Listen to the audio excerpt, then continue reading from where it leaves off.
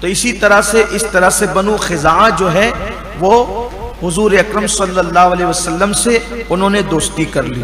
اب اس میں یہ ہوا کہ صلح حدیبیہ کو ابھی صرف 22 مہینے ہی گزرے تھے۔ 22 مہینے مطلب کم و بیش 2 سال سمجھ لے، اس سے زیادہ عرصہ نہیں۔ ابھی 22 مہینے ہی گزرے تھے کہ مکے کے کافروں نے یہ کیا کہ بنو بکر جو وہ لوگ تھے مکے کے کفار کے اندر، تو انہوں نے یہ کیا کہ ان لوگوں نے بنو خزاعہ پر حملہ کرنے کا پلان بنایا۔ اب بنو خزاعہ پہ حملہ کرنے کا پلان کیوں بنایا انہوں نے؟ صلح حدیبیہ کے بعد ایسا ہوا کہ جنگ موتا رونما ہوئی، اور جنگ موتا رونما ہوئی تو اس میں کیا ہوا کہ مسلمانوں کے 3 بڑے جرنیل صحابہ، حضرت زید بن حارثہ، حضرت جعفر طیار اور حضرت عبداللہ ابن رواحہ، یہ تینوں کے تینوں شہید ہو گئے۔ بہت طاقتور لوگ مانے جاتے تھے، مضبوط لوگ مانے جاتے تھے، اور بھی یہ تو جرنیل صحابہ تھے، ان کے علاوہ اور جو مزید سپاہ تھے وہ بھی شہید ہوئے بڑی تعداد میں۔ حضرت خالد بن ولید نے بہت جانبازی کے ساتھ اور بڑی ہوشیاری اور دانائی کے ساتھ بچے کچھ سپاہ کو جو وہ میدان سے نکال لائے۔ جنگ موتا کا ہلکا سا اشارہ، ادھر جنگ موتا ہو رہی تھی، ادھر حضور علیہ السلام بیٹھ کر کہتے تھے ابھی زید بن حارثہ شہید ہو گئے، اب اسلام کا جھنڈا عبداللہ ابن رواحہ کے ہاتھ میں، پھر کہتے ہیں عبداللہ ابن رواحہ شہید ہو گئے، اب جو ہے وہ جھنڈا جعفر طیار کے ہاتھ میں، جعفر طیار شہید ہو گئے۔ اب اللہ کی تلواروں میں سے ایک تلوار جسے خالد بن ولید کہتے اسلام کا پرچم اس کے ہاتھ میں آ گیا، اور اس نے یہ فوج کو نکال لیا۔ حضور روتے جاتے تھے، بولتے جاتے، بڑا نقصان ہوا۔ تو مکے والوں کو ایسا لگا کہ ان کی فوجی عسکری بہت زیادہ شہید ہو گئی ہے، اور ان کے جرنیل جو ہے وہ بھی بہت بڑی تعداد میں 3 ایک ساتھ اتنے بڑے شہید ہو گئے۔ اگر ہم لوگوں نے صلح حدیبیہ کو توڑ دیا، حدیبیہ کا جو معاہدہ تھا اس کو توڑ دیا، تو یہ پلٹ کر ہم پہ حملہ کرنے کی ہمت نہیں کر پائیں گے، اور اس طریقے سے ہم معاہدے کی خلاف ورزی کرتے پھریں گے، جو جی میں آئے گا کرتے پھریں گے۔ تو انہوں نے یہی کیا کہ اب مسلمانوں میں دم خم باقی نہیں ہے اور وہ کچھ ہمارا نہیں کر سکتے، تو ان لوگوں نے بنو کنانہ، بنو بکر، یہ سب لوگوں نے مل کر کے بنو خزاعہ پر راتوں رات حملہ کر دیا، راتوں رات حملہ کر دیا۔ حالانکہ اس مشورے میں انہوں نے ابو سفیان جو مکے کے سردار تھے، ابھی مسلمان نہیں ہوئے تھے، ان کو شامل نہیں کیا، اور اگر ان سے بعض مورخین نے لکھا ہے کہ ان سے پوچھا تو انہوں نے کہا کہ دیکھو اس طرح کا کام مت کرو ورنہ اس کے نتائج بڑے بھیانک بھگتنے پڑیں گے، تم اس طرح کا کام تمہیں نہیں کرنا چاہیے۔ بالآخر انہوں نے یہ کیا کہ کسی کی ایک نہ سنی، جذبات میں آ کر کے راتوں رات آئے، اور آنے کے بعد حالانکہ اس میں مکے کے کئی بڑے بڑے سردار بھی تھے، اور انہوں نے چہرے چھپا رکھے تھے، کپڑے بھی عجیب و غریب پہن رکھے تھے تاکہ ان کو کوئی پہچان نہ سکے۔ آئے اور آنے کے بعد یہ بیچارے بنو خزاعہ رات کے اندھیرے میں خواب خرگوش میں سو رہے تھے، ان کو اندازہ بھی نہیں تھا کہ کیا ہوگا۔ سوتے میں ان پر اچانک قیامت ٹوٹ پڑی، اور انہوں نے ان کا خوب قتل عام کیا۔ ان کے پاس اس وقت تو ہتھیار تو کمر میں بندھے ہوئے نہیں تھے، وہ جنگ کی تیاری میں نہیں تھے، وہ جان بچا کر کے بھاگے، جان بچا کر بھاگے۔ تو انہوں نے یہ سوچا ایک کام کرتے ہیں کہ ہم لوگ حرم میں گھس جاتے ہیں، کیونکہ جب ہم حرم میں گھسیں گے تو حرم میں تو کافر بھی حرم کا احترام کرتے تھے اس دور میں، حرم میں جائیں گے تو یہ ہمیں قتل نہیں کریں گے، اس طریقے سے ہماری جانیں بچ جائے گی۔ جب یہ حرم میں داخل ہوئے، حرم میں داخل ہونے کے بعد ان ظالموں نے حرم کی بھی پرواہ نہیں کی، اور حرم کی پرواہ کیے بغیر بچوں پر، عورتوں پر، بوڑھوں پر سب کو انہوں نے گاجر مولیوں کی طرح کاٹنا شروع کیا۔ ان میں سے کچھ لوگ جو لڑ رہے تھے، لڑتے لڑتے انہوں نے نوفل بن معاویہ کو کہا کہ نوفل خدا سے ڈر، اب حرم میں یہ داخل ہو گئے تو تو حرم میں بھی قتل و غارت گیری کا بازار گرم کیے ہوئے ہیں۔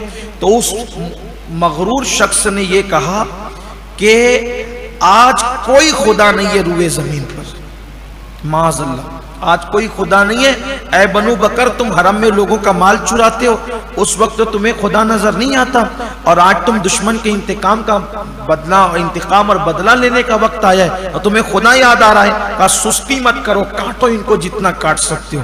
ایسے میں بچے کچھ افراد ادھر ادھر بھاگے اور پناہ لینے لگے۔ ایسے ہی میں صبح کا سویرا نمودار ہوا تو مکے کے کافر چھپ چھپ کر جو چہرہ چھپا کر آئے تھے وہ اپنے اپنے گھروں میں جا گھسے۔ ان کو ایسا لگا کہ ہمیں کسی نے دیکھا نہیں، کسی نے پہچانا نہیں، لیکن جو بچے کچے تھے ان لوگوں نے پہچان لیا، آوازیں بھی سن لی۔ تو ایسی صورت میں اب یہ ہوا کہ جب صبح کا سویرا نمودار ہوا تو حرم میں لاشیں پڑی ہوئی تھی، بنو خزاعہ کے لوگ ادھر ادھر مردہ پڑے ہوئے تھے۔ قریش کے جو بہت سارے سردار تھے تو جن لوگوں کے پاس عقل و دانش تھی انہوں نے ان کو کہا کہ تم نے بہت برا کیا، کہ ان کو لعنت ملامت شروع کی کہ اس کا جو ہے وہ انجام تمہیں بھگتنا پڑے گا، اور ایسا لگتا ہے کہ یہ بڑا خطرناک معاملہ ہوگا اور اس کے نتائج بڑے بھیانک ہوں گے۔ اب ادھر تو یہ سب قیامت ٹوٹی، ادھر ام المومنین حضرت میمونہ رضی اللہ تعالیٰ عنہ روایت فرماتی ہیں کہ میرے آقا صلی اللہ علیہ وآلہ وسلم اس رات، جس رات بنو خزاعہ پر قیامت ٹوٹی تھی، اس رات حضور میرے گھر میں تھے۔ آقا کریم صلی اللہ علیہ وسلم تہجد ادا کرنے کے لیے جب اٹھے تو طہارت کرنے کے بعد حضور علیہ السلام وضو فرما رہے تھے، تو وضو حضور علیہ السلام جہاں فرما رہے تھے تو وہ اکیلے تھے وہاں پر۔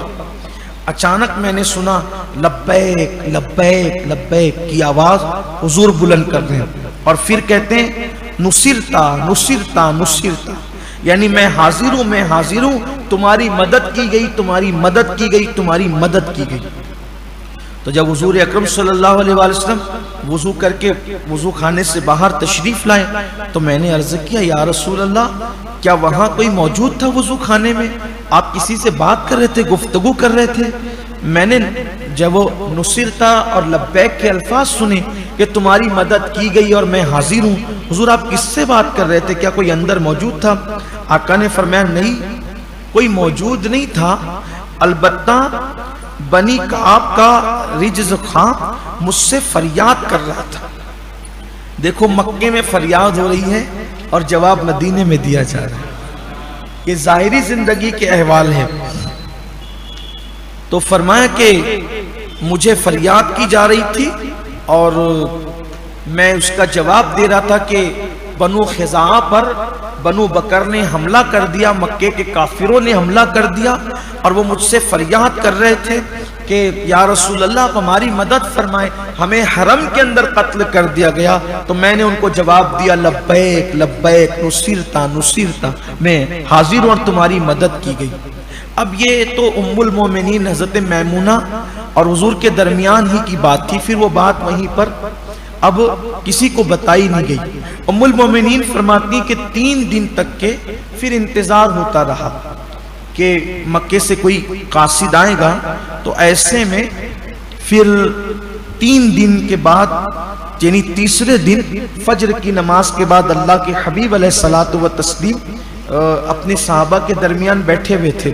حضور علیہ السلام کی عادت کریمہ تھی کہ فجر کی نماز کے بعد اللہ کے حبیب علیہ السلام صحابہ کی طرف رک کر کے بیٹھ جاتے، پھر وہ کچھ باتیں ہوتی، مسائل کچھ گفتگو کی جاتی، کوئی خواب دیکھتا تو خواب بیان کرتا، حضور علیہ السلام خواب کی تعبیر بھی بیان فرماتے، کبھی خود خواب دیکھتے تو اس کا بھی ذکر فرماتے، اس کی بھی تعبیر بیان فرماتے، اسی طریقے سے کبھی کچھ الگ الگ جیسا ماحول ہوتا ویسے باتیں ہوتی تھی۔ تو فجر بعد حضور علیہ السلام صحابہ کے ساتھ جلوہ گر رہتے، تو آقا علیہ السلام بیٹھے ہوئے تھے۔ ایسے میں بنو خزاعہ کے قتل عام کی جو وہ خبر لے کر سالم خزائی اپنے قبیلے کے 40 افراد کو لے کر مدینہ منورہ پہنچ گیا، اور پہنچنے کے بعد اس نے اللہ کے حبیب علیہ السلام سے عرض کیا کہ یا رسول اللہ صلی اللہ علیہ وآلہ وسلم جو ہے وہ حالات ایسے ہوئے، اور بڑی المناک داستان اس نے پوری جو کچھ ان پہ گزرا تھا سب سنائی۔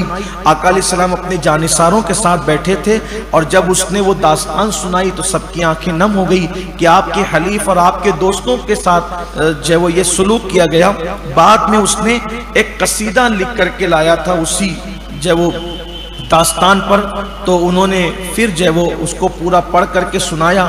اب میں یہاں اس کو اگر پڑھنے لگوں گا تو اس پہ وقت چلا جائے گا، لیکن بس ایک اس کے شعر کا مطلب پڑھ کر کے آپ کی خدمت میں پیش کرتا ہوں۔ اس نے کہا کہ اے میرے پروردگار، میں محمد صلی اللہ علیہ وآلہ وسلم کو دوستی کا وہ معاہدہ یاد دلانے والا ہوں جو ہمارے باپوں اور ان کے باپوں کے درمیان قدیم زمانے میں طے پایا تھا۔ وہ اسی کا ذکر جو حضرت عبد المطلب سے ہوا تھا۔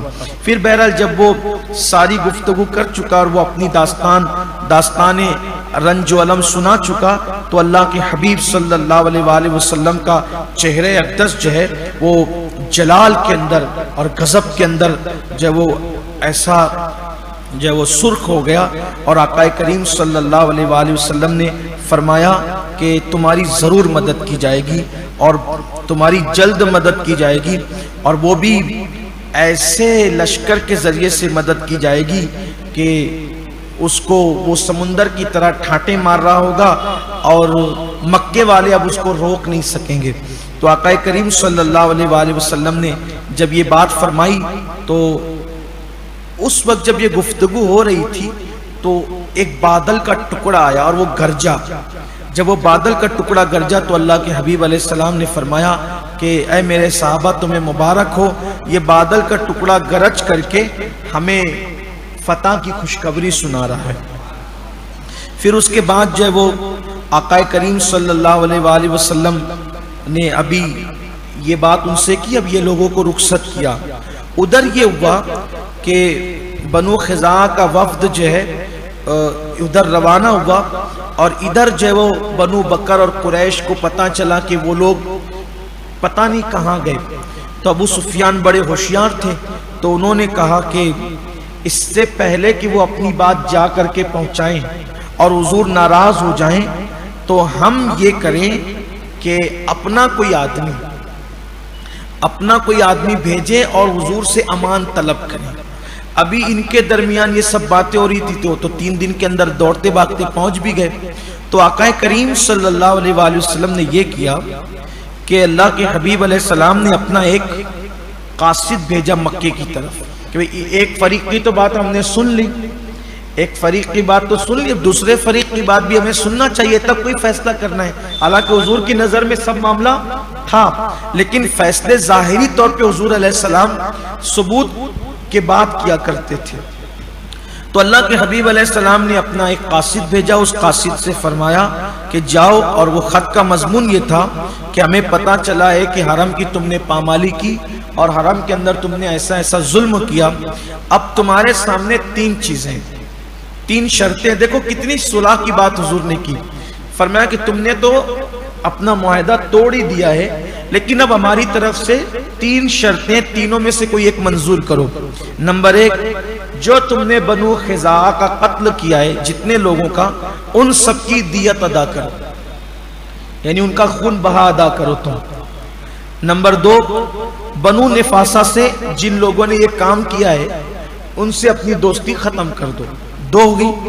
تیسری بات، یا پھر جو صلح حدیبیہ میں تم نے ہم سے جو معاہدہ کیا تھا اس کو علل اعلان توڑ دو کہ ہم نے توڑ دیا۔ تو اب جب یہ تجویز پیش کی گئی تو بہت اچھی تجویز تھی، کوئی نہ کوئی ایک قبول کر لیتے، صلح کا معاہدہ قائم رہتا، لیکن اللہ کے ہر کام میں حکمت ہے۔ ایک شخص تو کھڑا ہوا، اس نے کہا کہ اگر بنو خزاعہ کی ہم دیت ادا کرتے ہیں، خون بہا ادا کرتے ہیں، تو ہمارے پاس تو ایک پھوٹی کوڑی بھی نہیں رہ جائے گی، اتنے لوگوں کو قتل کیا تھا انہوں نے۔ کہا تو ہم تو بالکل غریب ہو جائیں گے، ہمارے پاس کچھ بچے گا نہیں، اس لیے جو ہے وہ ہم اس کو منظور نہیں کرتے۔ بنو نفاسہ کو بھی ہم نہیں چھوڑ سکتے کیونکہ وہ ہمارے قدیم دوست ہیں، پرانے دوست ہیں۔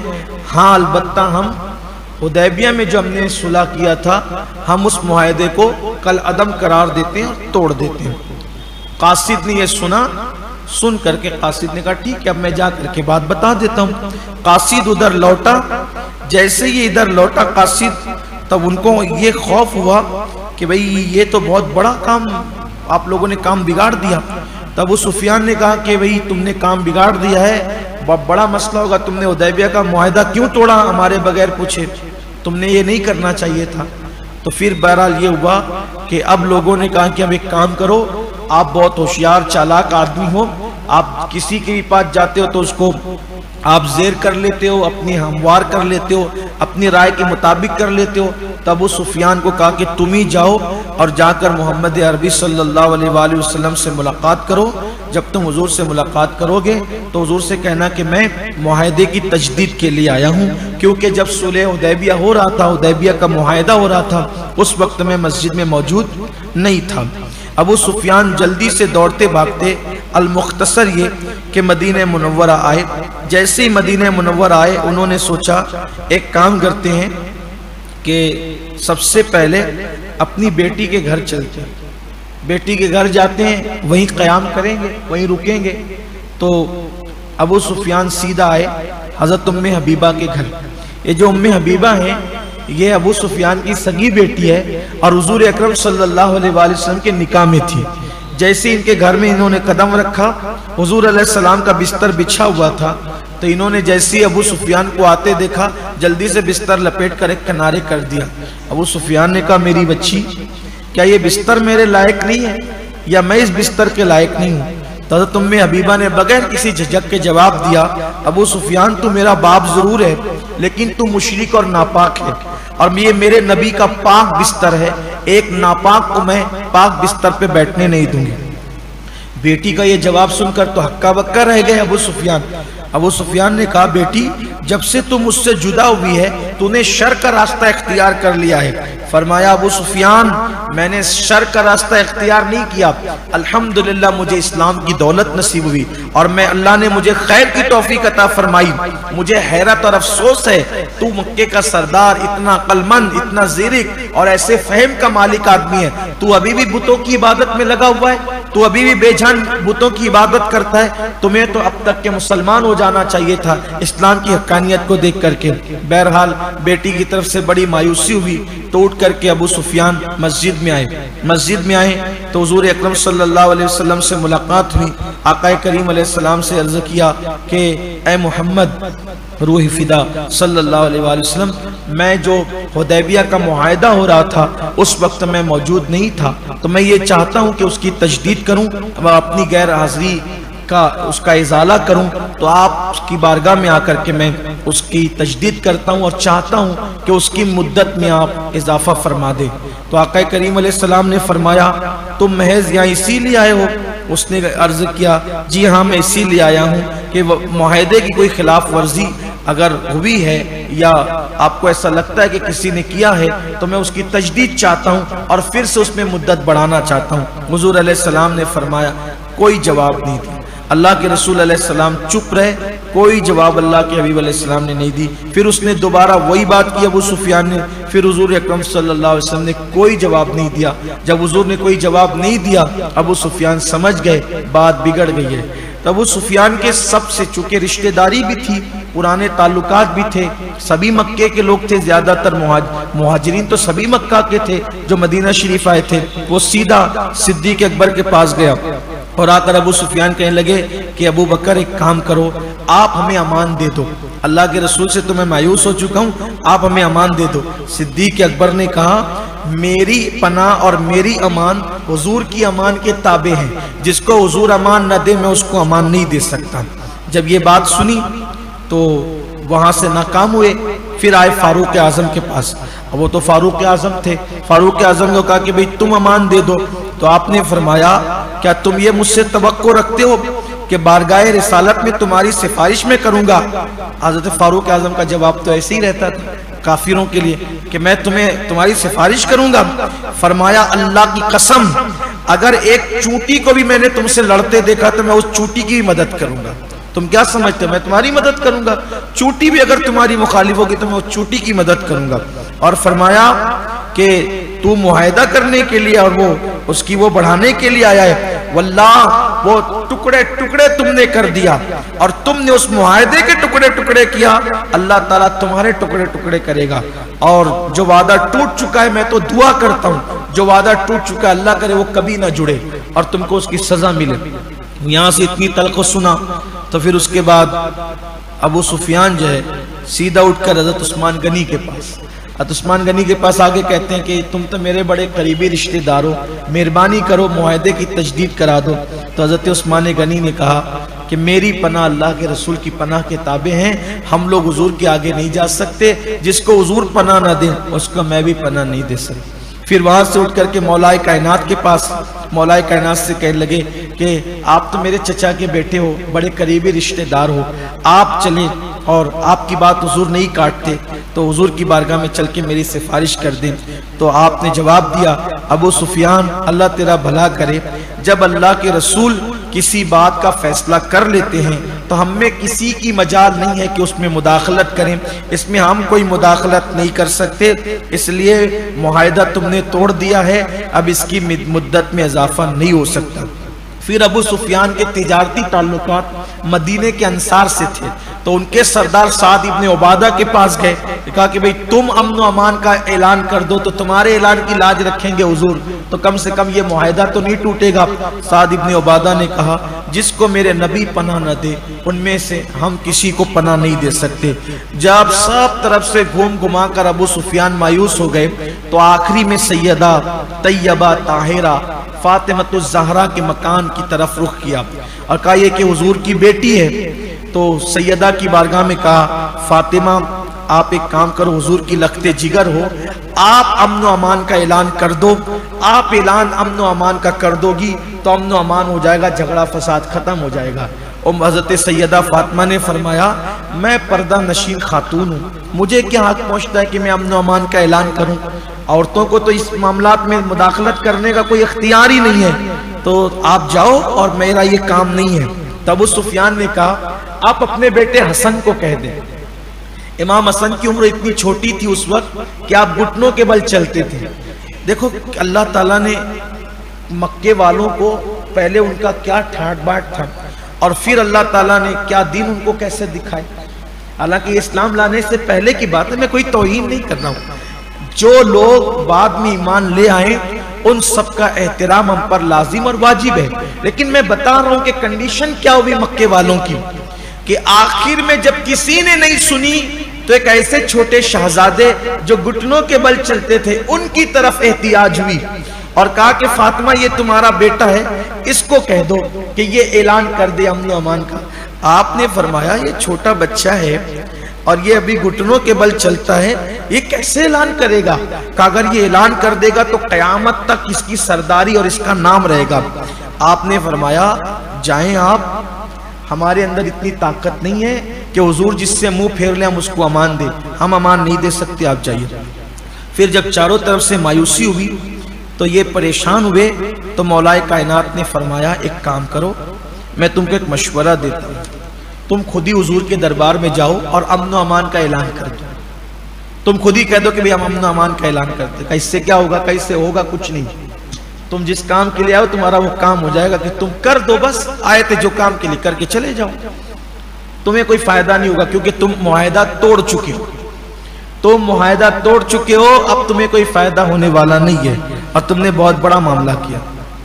بہرحال وہ آئے اور آنے کے بعد جو ہے وہ انہوں نے یہ اعلان کر دیا دربار میں، حضور نے اس وقت بھی کوئی جواب نہیں دیا، وہ واپس چلے گئے۔ ادھر وہ واپس گئے، ادھر جیسے ہی ابو سفیان گھر پہنچے، کافی دن ہو گئے تھے نا یہ سب نپٹاتے معاملات کو، ادھر مکے والوں نے کہنا شروع کیا کہ ابو سفیان مرتد ہو گیا، وہ محمد عربی کا کلمہ پڑھ لیا اس نے اور بتوں کو چھوڑ دیا۔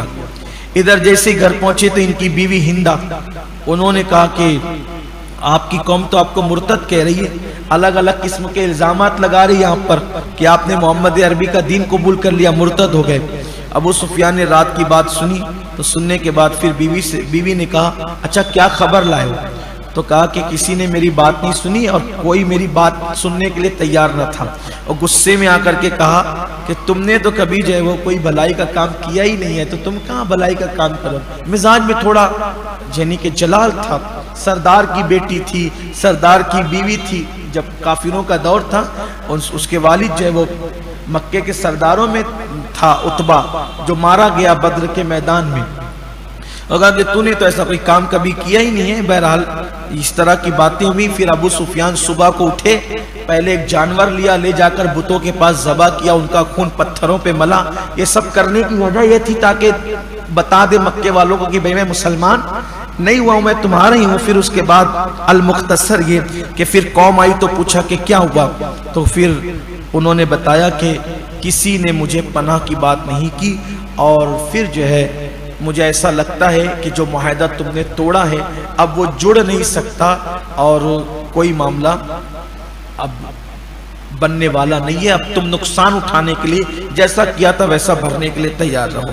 پھر اس کے بعد ایسا ہوا کہ آقا علیہ الصلوۃ والتسلیم حجرے شریف سے باہر نکلے۔ اس کے جانے کے بعد، ابو سفیان کے جانے کے بعد حجرے شریف سے باہر نکلے۔ باہر نکلنے کے بعد آقا علیہ السلام اکیلے بیٹھ گئے۔ اب یہ جو حضور علیہ السلام کے مختلف انداز نازنین ہوا کرتے، بڑے دلربا انداز ہوا کرتے تھے، صحابہ حضور کی ایک ایک ادا کو جانتے تھے۔ جب بھی آقا علیہ السلام اکیلے آ کر کے کہیں بیٹھ جائیں تو کوئی جاتا نہیں تھا قریب۔ حضور جب اکیلے بیٹھ جائیں تو کوئی قریب جانے کی ہمت نہیں کرتا تھا۔ آقا علیہ السلام بیٹھ گئے، سب لوگ دور دور بیٹھ گئے، قریب کوئی نہیں آ رہا تھا، کیونکہ جب حضور اکیلے بیٹھ گئے تو اب کوئی قریب نہیں آئے گا، کوئی نہ کوئی حکمت ہے، کچھ نہ کچھ معاملہ ہے۔ پھر ایسے میں حضور اکرم صلی اللہ علیہ وآلہ وسلم کچھ دیر تک کے اکیلے بیٹھے رہے۔ پھر بیٹھے بیٹھے حضور علیہ السلام نے دیکھا کہ سب ادب کے ساتھ ادھر ادھر بیٹھ رہے ہیں۔ آقا علیہ السلام نے فرمایا ابو بکر کہاں ہے، ان کو بلاؤ۔ صدیق اکبر آئے ادب کے ساتھ، کیا حکم ہے آقا؟ سرکار علیہ السلام نے فرمایا کہ میرے پاس بیٹھو۔ آقا علیہ السلام نے ان کو بٹھایا، ان کے کان میں سرگوشی کی۔ آقا نے فرمایا کہ انہوں نے معاہدہ توڑ دیا ہے۔ اب جب معاہدہ انہوں نے توڑ دیا ہے، جب معاہدہ انہوں نے توڑ دیا ہے تو اب میں یہ چاہتا ہوں کہ میں مکے پہ حملہ کروں، اور مکے پہ حملہ کروں اور ان کو پتہ بھی نہیں چلے، ایسے حساب سے حملہ کروں۔ اور صدیق اکبر نے عرض کی یا رسول اللہ وہ آپ ہی کے تو رشتہ دار ہیں، آپ ان پہ حملہ کریں گے، آپ ہی کے رشتہ دار ہیں وہ لوگ۔ سرکار نے فرمایا ٹھیک ہے، میرے دائیں طرف بیٹھ جاؤ۔ پھر فرمایا عمر کہاں ہے، عمر کو بلاؤ۔ فاروق اعظم آئے، جی یا رسول اللہ۔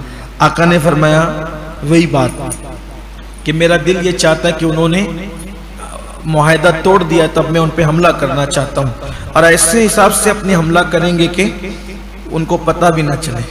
تو فاروق اعظم نے زور سے کہا بہت ادب کے ساتھ کہ یا رسول اللہ یہ اہل مکہ تو کفر کے سرگنا ہیں، اور ان لوگوں نے حضور کو کبھی جادوگر کہا، کبھی معاذ اللہ جھوٹا کہا، کبھی مفتری کہا، کیا کیا حضور ان لوگوں نے آپ کو کہا ہے، ان کو تو قتل ہی کرنا چاہیے، ان کو تو مزہ ہی چکھانا چاہیے، آپ حملہ کریں ان پر۔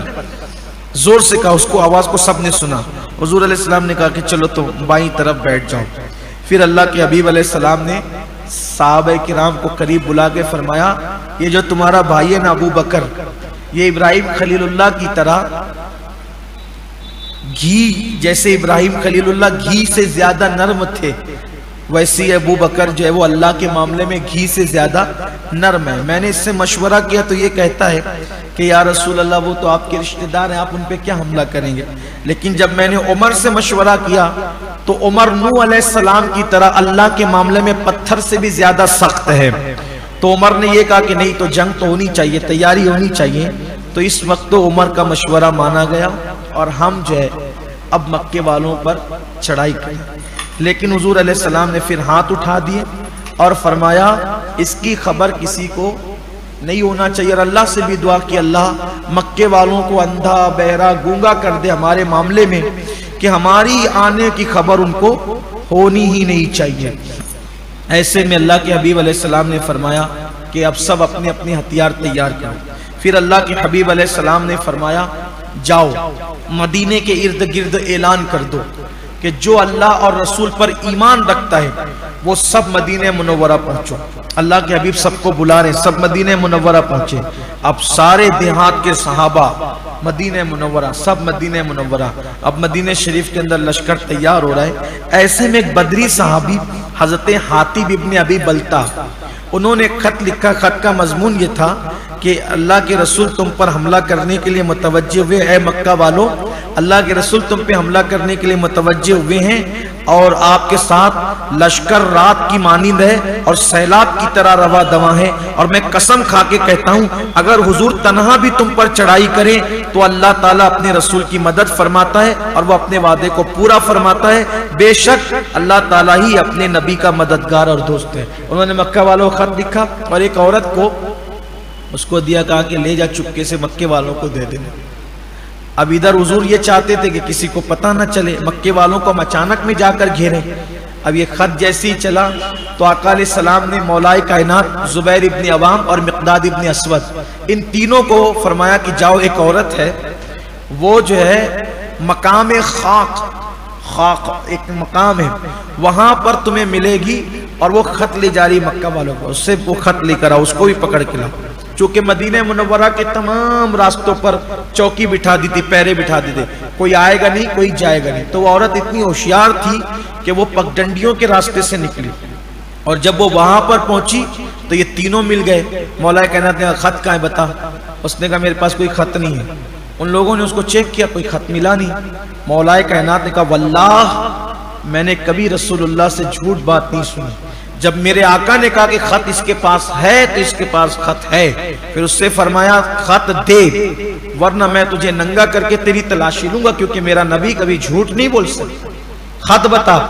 جب اس کو دھمکی دی، حالانکہ کرنا نہیں تھا، دھمکی یہ انداز ہوتا ہے بات کرنے کا، اس کو کوئی ایشو نہ بنائے، بات کرنے کا انداز ہوتا ہے۔ تو آپ نے انداز سے بات کی تو اس نے اپنی چوٹی میں سے، اس نے جوڑا باندھ رکھا تھا، اس میں سے خط نکال کے دیا، اور خط دیکھا تو حاتب بن ابی بلتا کا خط، اور حضور کے پاس اس کو پکڑ کے لائے، دیا۔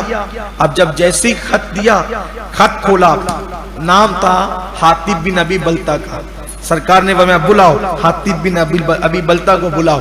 اب یہ بدری صحابی تھے، جب حاتب بن ابی بلتا آئے تو آنے کے بعد حضور نے میں خط تمہارا ہے؟ یا رسول اللہ آپ جانتے ہیں میں منافق اور کافر نہیں ہوا، میں نے یہ خط اس لیے بھیجا کہ سارے لوگ مکے کے یہاں آ گئے، میرا پورا خاندان وہاں ہے، تو میں نے سوچا میرا تو ایمان ہے کہ جب اللہ نے کہہ دیا اذا جاء نصر اللہ والفتح تو آپ تو مکہ فتح کر ہی لیں گے، پتہ چلے یا نہ چلے، لیکن میں یہ چاہتا ہوں کہ میرا خط جب ان تک پہنچے گا تو آقا ہوگا یہ کہ وہ میرا احسان مانیں گے اور میرے خاندان کے لوگوں کا وہ خیال کریں گے، بس میرا یہی خیال تھا، کچھ اور نہیں۔ فاروق اعظم نے تلوار نکالی، یا رسول اللہ یہ منافق کو میں قتل کر دوں گا۔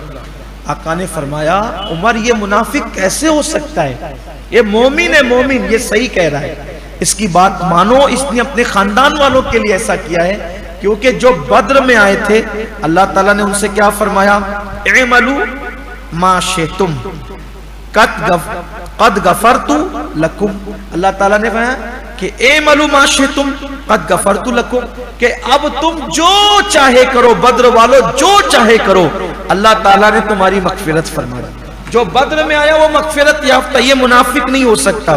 پھر فاروق اعظم کی آنکھوں میں آنسو آ گئے اور عرض کیا واللہ ورسول عالم، اللہ جانے اور اللہ کا رسول جانے، خاموش ہو گئے۔ پھر میرے آقا علیہ السلام نے فرمایا کہ چلو تیاری کرو، 10,000 صحابہ کا لشکر تیار ہو گیا۔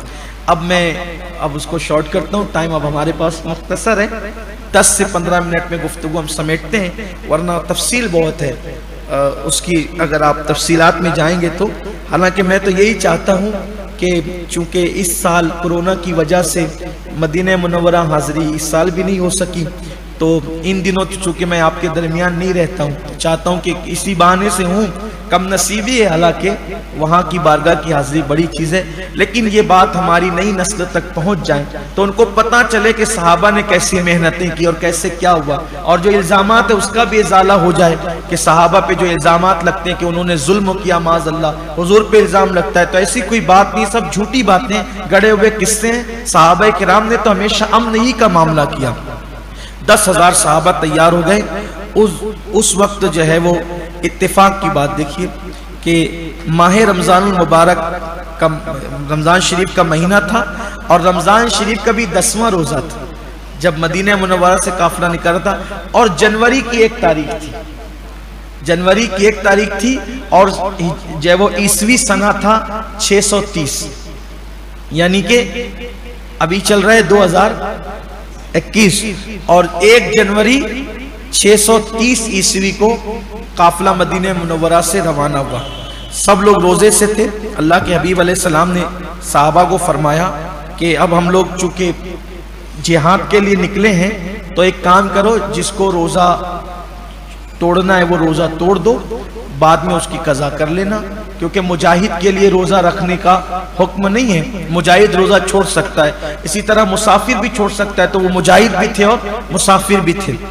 دھوپ بہت شدت کی تھی، دھوپ بہت شدت کی تھی. تو پہلے یہ فرمایا کہ جو چاہے روزہ توڑ دے، جو چاہے رکھے. لیکن جب آگے سفر شروع ہوا اور اتنی شدت کی دھوپ کے خود اللہ کے رسول بھی پانی میں ہاتھ ڈال کے اپنے چہرے پہ ملتے تھے.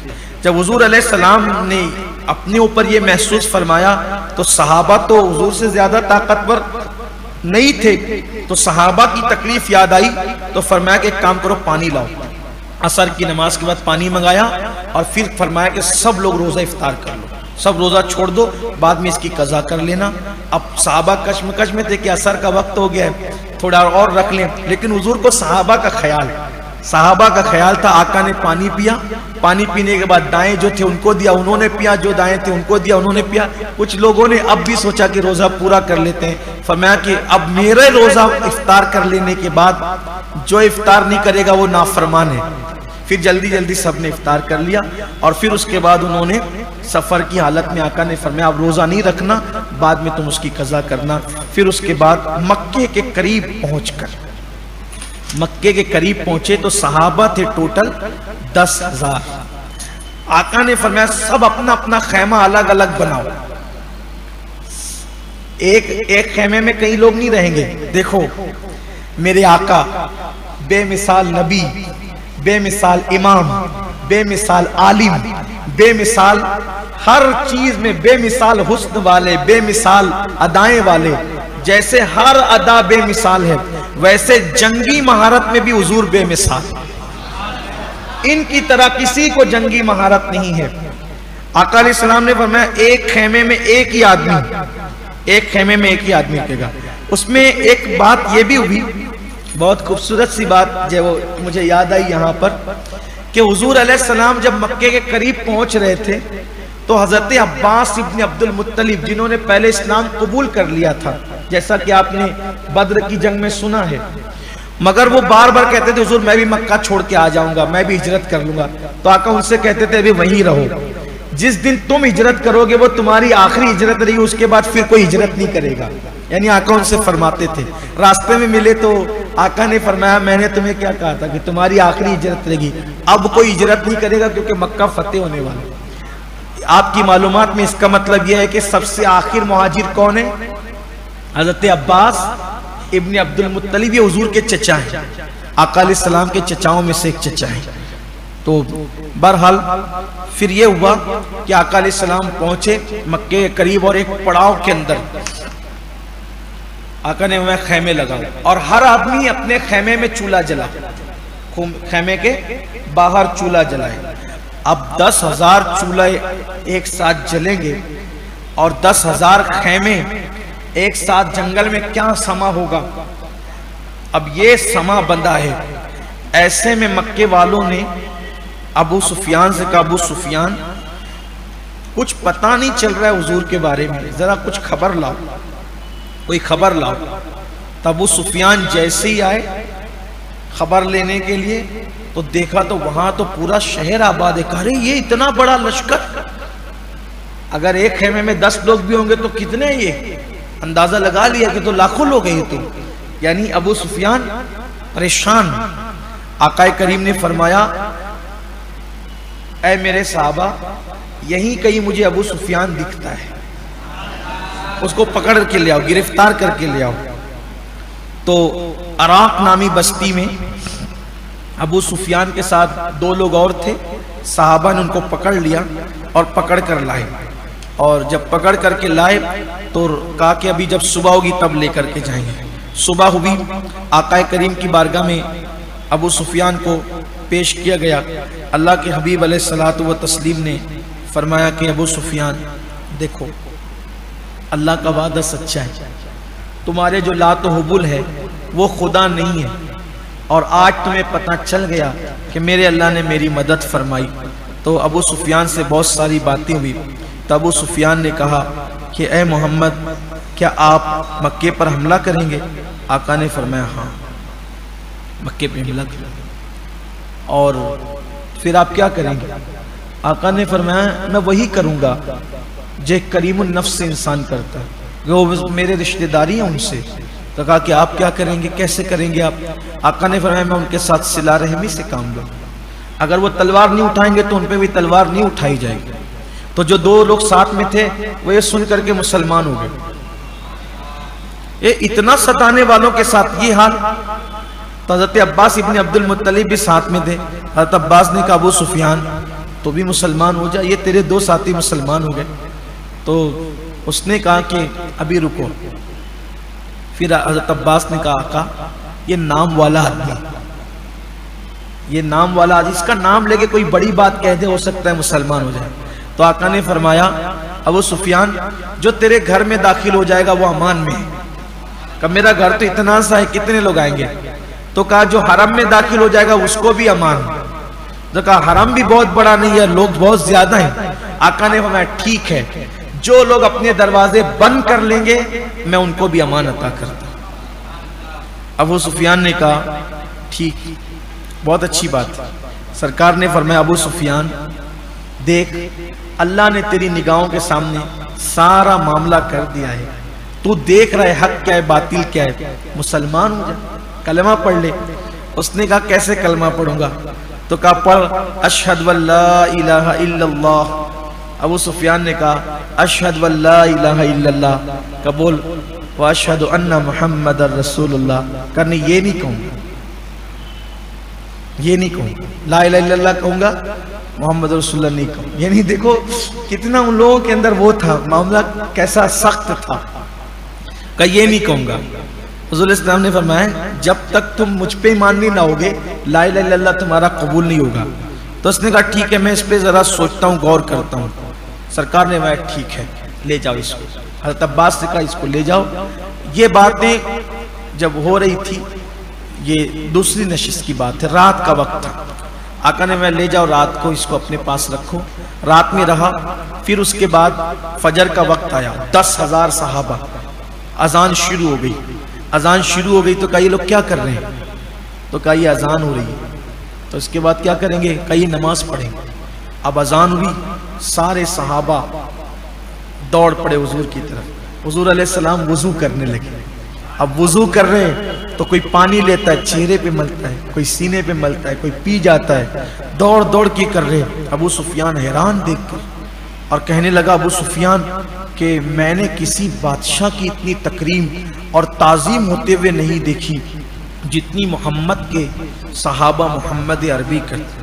پھر اس کے بعد اللہ کے حبیب فجر کی نماز کے لیے، اب 10,000 صحابہ کا لشکر کیسا ہوگا؟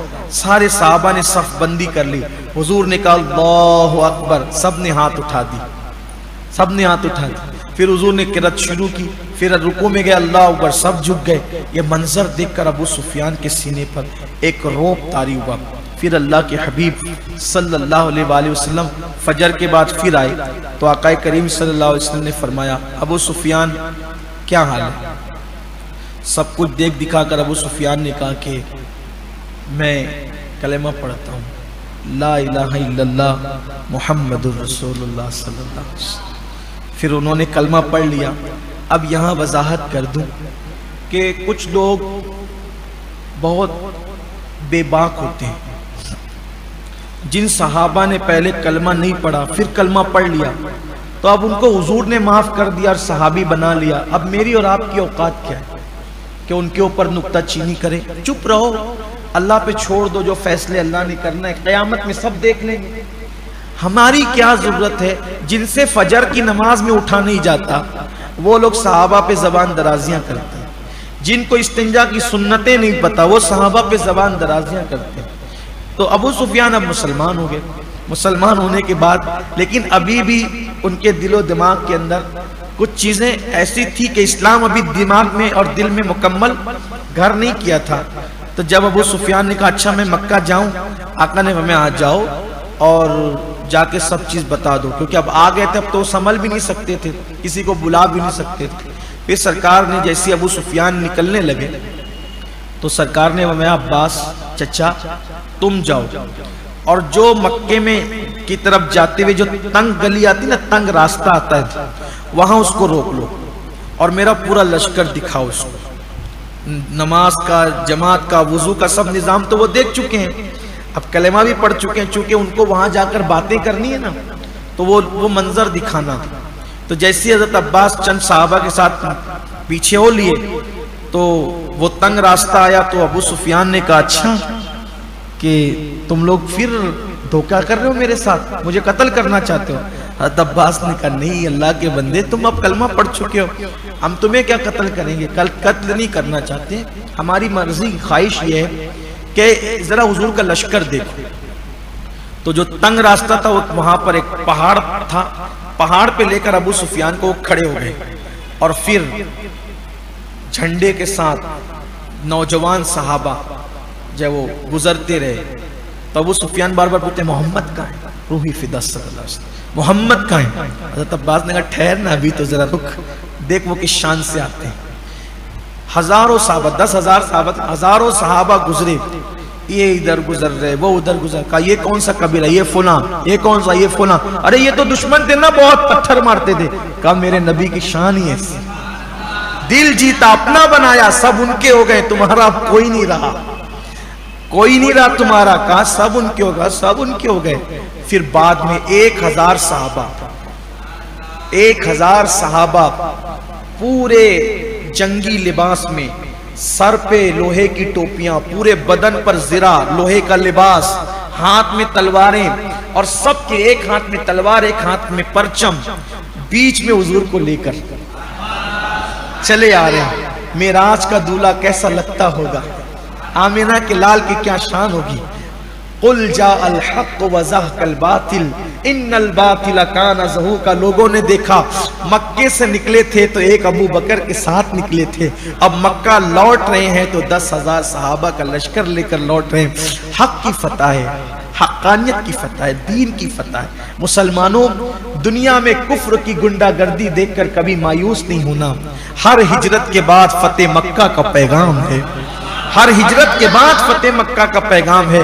بس جد و جہد کرتے رہو، سچائی پر رہو، دین پر رہو، صداقت پر رہو، اپنے نبی کا دامن پکڑے رہو۔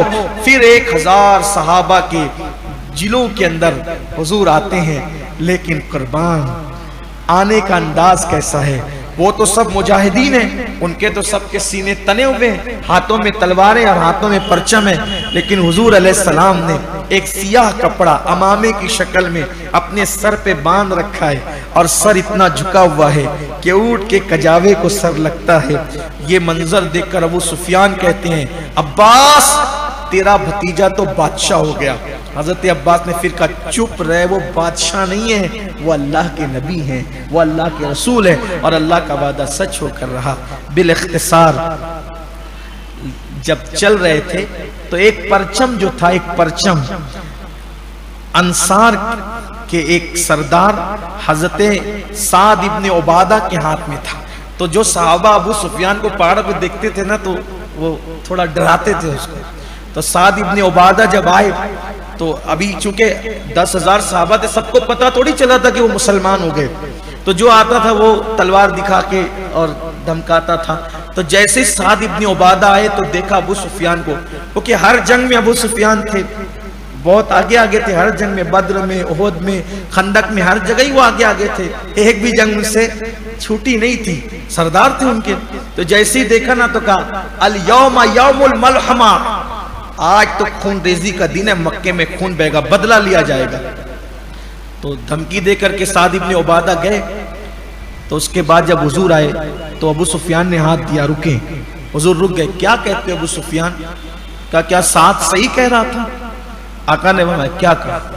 سعد نے کیا کہا؟ تو کہا سعد نے یہ کہا الیوم یوم الملحمہ، کہ آج تو بدلے کا دن ہے، خون ریزی کا دن ہے، اور آج قریش ذلیل ہوں گے۔ میرے آقا نے فرمایا سعد نے صحیح نہیں کہا، آقا نے میں دیکھو رحمت للعالمین کا انداز. لوگ ایک محلے کے کارپوریٹر بنتے ہیں نا تو اس کے خلاف جن لوگوں نے الیکشن میں حصہ لیا ہے ان سے برسوں بدلہ لیتے رہتے ہیں. یہ ہے لوگوں کی یہ کمینگی، یہ ہے لوگوں کا معیار، یہ ہے لوگوں کی حالت. لیکن یہ اللہ کے رسول کی شان ہے، سید العالمین کی شان ہے کہ جو لوگ برسوں تک ستاتے رہے، حتیٰ کہ مکے سے حضور نکل گئے، صحابہ کے کپڑے پھاڑے، صحابہ کو شہید کیا، حضور کو ستایا، لیکن جب ایک کہنے والا کہتا ہے آج کا دن بدلے کا دن ہے، تو آقا فرماتے انہوں نے صحیح نہیں کہا. الیوم یوم المرحمہ، الیوم یوم المرحمہ، کہ آج کا دن تو رحم کرنے کا دن ہے. اللہ کے حبیب صلی اللہ علیہ وسلم نے فرمایا آج کا دن بدلے کا دن بلکہ رحم کرنے کا دن ہے. اور آج قریش ذلیل نہیں ہوں گے، بلکہ آج تو کعبے کو غلاف پہنایا جائے گا، آج کعبے کی عظمت ظاہر کی جائے گی، اور آج انشاءاللہ قریش کی عزت کو چار چاند لگیں گے. اللہ کے حبیب علیہ السلام نے فرمایا. اور پھر حضور علیہ السلام نے حضرت سعد ابن عبادہ اسلام کے جذبے کے تحت انہوں نے دھمکی دی تھی، تو آقا نے کیا کیا؟ ساتھ سے جھنڈا لے گا، تم جھنڈا دلاؤ، تم کو یہ سزا دی جاتی ہے، تم نے ایسا کیوں کہا کہ آج بدلے کا دن ہے، آج تو رحم کر لاؤ، جھنڈا واپس کر دو. جھنڈا لیا، اور کیسے کریم آقا ہے، سب کا دل رکھتے ہیں. جھنڈا ان سے لے کر ان کے بیٹے کے ہاتھ میں دے دیا. سزا کے سزا بھی ہو گئی، دل ٹوٹنے سے رہ گیا کہ تم لو جھنڈا. پھر اس کے بعد میرے آقا علیہ السلام نے اندر جب داخل ہوئے تو اللہ کے حبیب علیہ السلام نے کئی حصے میں لشکر کو تقسیم کر دیا. فرمایا کہ تم مغرب سے جانا، تم شمال سے جانا، تم مشرق سے جانا، ایسے آقا علیہ السلام نے. اور اس کے بعد پھر سارے صحابہ اپنے لشکروں کے ساتھ مکہ المکرمہ میں تکبیر بلند کرتے ہوئے داخل ہوئے. لیکن آقا نے فرمایا خبردار کوئی تلوار نہیں نکالنا، کوئی تلوار نہیں نکالنا. اگر کوئی لڑے تو تم لڑنا، کوئی نہ لڑے تو تم ایسے ہی داخل ہو جانا، حرم میں تلوار نہیں نکالنا. سب لوگ ایسے ہی داخل ہو گئے، کسی نے مزاحمت نہیں کی سوائے حضرت خالد بن ولید کے لشکر کے. وہ لشکر داخل ہو رہا تھا، کچھ لوگوں نے ہوشیاری کی اور تلواریں نکال کے روکنا چاہا، تو وہ تو پھر خالد تھے، وہ تو خالد بن ولید تھے. پھر انہوں نے جو 4-6 کو پھر سلا دیا، ان کے ٹکڑے کر دیے. اور پھر آقا نے فرمایا تلواریں چمک رہی، میں نے منع کیا تھا. تو عرض کیا آقا آپ کی نافرمانی کون کر سکتا ہے؟ اصل میں جب وہ ان لوگوں نے پہلے سے شروعات کی تو حضرت خالد نے ان کو سمجھایا بھی کہ ہم ایسے ہی داخل ہونا چاہتے ہیں، لیکن انہوں نے پھر زبردستی سے جنگ شروع کر دی. تو وہ معاملہ لیکن حل ہو گیا اور پھر خالد بھی داخل ہو گئے رضی اللہ تعالیٰ.